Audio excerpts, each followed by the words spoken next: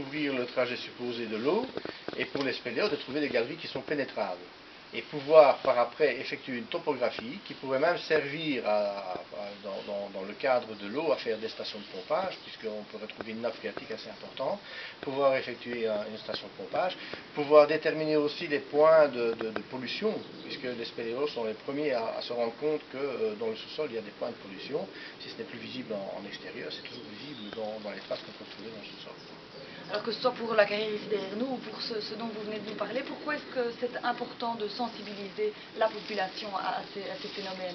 Il est important de sensibiliser parce que les gens s'imaginent que un point d'engouffrement, l'eau est peut-être polluée et que le calcaire va filtrer cette eau et la rendre potable au bout d'un certain temps. Ce qui est totalement faux puisque le calcaire est soluble à l'eau lui-même. Donc on en retrouve même dans son eau de consommation, dans les robinetteries, dans tout ce qui est bouilloire et tout ça, le calcaire se dépose. Donc c'est bien la preuve qu'il est soluble à l'eau et que lui-même peut être chargé en agent polluant. Alors aussi on voit derrière nous quelque chose qui n'existera peut-être plus d'ici quelques années. Oui, derrière nous on a ce qu'on appelle, ce qui est supposé être de la mangrove par les spécialistes.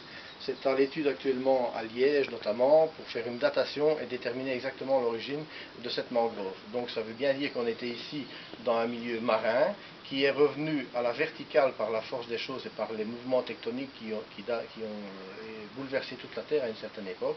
Et ici on a un pendage qui se retrouve à 90 degrés, donc à la verticale. Et c'est un des points en Belgique où on peut voir de la mangrove à l'état, en plein air, quoi, visible de tout le monde sans aller forcément sous terre. Merci, je vais prendre votre nom, prénom. C'est Monsieur Liégeois Jean et je suis président du SCAIP, le Spéléoclub interprovince de Courcelles.